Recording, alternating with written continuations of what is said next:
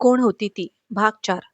तो बाहेर आल्यावर कारचा डोअर ओपन करणार तोच त्याने समोर पाहिलं आणि पाहतच राहिला. कारण समोर काल बस स्टॉपवर पाहिलेली अप्सरा उभी होती. "राजेश, आज नशीब जोरावर आहे तुझं. ती कविता गेली, पण देवाने नक्कीच दुसरा काहीतरी चांगला विचार केला आहे तुझ्यासाठी." तो स्वतःलाच म्हणाला. "एक्सक्यूज मी, मला जरा या ब्रोकरच्या ऑफिसचा ॲड्रेस सांगाल का?" ती त्याच्या जवळ येत म्हणाली. आता पुढे. राजेशचा काही क्षण आपल्या डोळ्यांवर विश्वासच बसला नाही. आपण स्वप्नात तर नाही ना, असं वाटलं त्याला. "एक्सक्यूज मी, एवढा ॲड्रेस सांगाल का प्लीज?" तिने परत विचारलं आणि तो भानावर आला. पण नजर तिच्यावरून हटली नव्हती.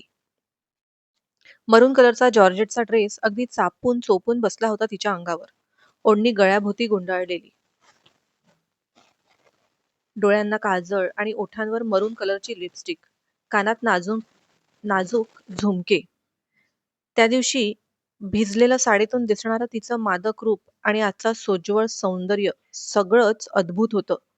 त्याने तिच्या एवढं सुंदर जणू आजवर कोणी पाहिलंच नव्हतं. हो, इथेच आहे. हे बघा समोर." तो स्वतःला सावरत त्या कार्डकडे बघत म्हणाला. "तुम्हाला घर बघायचं होतं का?" त्याने मुद्दामच विचारलं. "हो, ॲक्चुअली मी आता शिफ्ट झालेले मुंबईला. इथे जवळच कुठे घर भेटलं तर बरं होईल. म्हणून या ब्रोकरच्या ऑफिसकडे आलेले," तिने सांगितलं. "ओके. हे सदावर्ते ब्रोकर खूप चांगले आहेत. चांगली घरं असतात त्यांच्याकडे. इनफॅक्ट जवळच्या कृष्णकुंज बिल्डिंगमध्ये 5व्या मजल्यावर एक घर खाली आहे. राजेशने आधीच फिल्डिंग लावली." "Thank you. पण तुम्हाला कसं माहिती?" तिने आश्चर्याने विचारलं. साहजिक होता तिचा तो प्रश्न. ॲक्चुअली ते माझ्या ओळखीचं एक जण राहायचं तिथे. त्यांनी नुकतंच घर खाली केलेलं. म्हणून मला माहिती." राजेशने अगदी सहज तिला कुठला संशय येणार नाही असं सांगितलं. आता नाव विचारायला हवं होतं. तुम्ही मी मी अवंती दवे. तिने नाव सांगितलं. "Okay, okay. तुम्ही जाऊन भेटा त्यांना. तुम्हाला नक्कीच आवडेल ते घर. खरंच छान आहे." राजेश तिला म्हणाला. "Okay, thank you so much." हसून त्याचे आभार मानत ती ऑफिसकडे जायला वळली. राजेशने ऑफिस बाहेर उभ्या असलेल्या पिऊनला इशाऱ्याने जवळ बोलवलं आणि ₹10,000 त्याच्या हातात कोंबले. "ज्या फ्लॅटची मी चावी आता दिली ना, तेच घर या मॅडमला दाखवायचं आणि एवढी तारीफ करायची की त्यांनी घेतलंच पाहिजे." तो हळू आवाजात त्या पिऊनला म्हणाला. 10,000 पाहून पिऊनही शांत बसला. खऱ्या शब्दांपेक्षा त्या नोटांचं वजन अर्थात जास्त होतं. राजेशचं मात्र वेगळंच कारण होतं त्यामागे. कारण त्या मजल्यावर टोटल 4 फ्लॅट होते आणि कविता राहायची तो फ्लॅट सोडला तर बाकी सगळे फ्लॅट खाली. म्हणजे आजूबाजूला कोण राहतं, कोण येतं येणं जातं करतं, कसलीच कटकट नव्हती आणि नाही कोणी विचारणारं. अवंती या नावासोबत त्याचे स्वप्नांचे बरेच इमले बांधून झाले होते एव्हाना. अवंती ब्रोकरच्या ऑफिसमध्ये गेली. तिला त्याच एरियात फ्लॅट हवा आहे हे कळल्यावर ब्रोकरही म्हणाला, "नशीब चांगलं आहे मॅडम तुमचं. आत्ताच काही वेळापूर्वी फ्लॅटची चावी आली माझ्याकडे. मस्त हवेशीर 2 BHK फ्लॅट आहे. जाऊन बघून या. पटलं तर घ्या आणि टोकन देऊन फ्लॅट कन्फर्म करा." 2 महिन्यांपासून खाली असलेल्या फ्लॅटवर गिराईक आलं म्हणून ब्रोकरही खुश झाला. त्याने पिऊनला सांगून अवंतीला फ्लॅट दाखवायला सांगितला. पिऊनही फ्लॅट दाखवताना 10,000च्या नोटांशी पूर्ण इमानदार राहिला. त्याने फ्लॅटची बरीच तारीफ केली.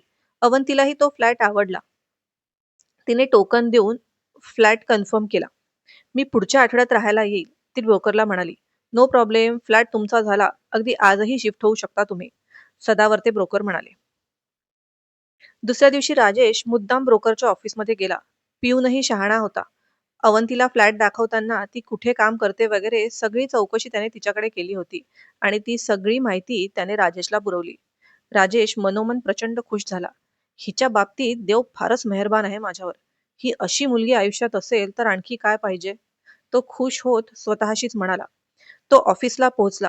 केबिनमध्ये जाऊन काम सुरू करणार तर तेव्हाच त्याचं लक्ष टेबलकडे गेलं. टेबलवर काल तो शोधत असलेली फाईल पडली होती. त्याने फाईल खाली आपटली आणि रागातच बबलीला आवाज दिला. ती आत आली. "काय आहे हे?" तो मोठ्यानेच म्हणाला. "काय झालं सर?" बबली घाबरून गेली होती त्याचा एवढा चढलेला आवाज ऐकून. "ही फाईल इथे कशी? कालपासून अख्खं केबिन शोधून काढलं मी.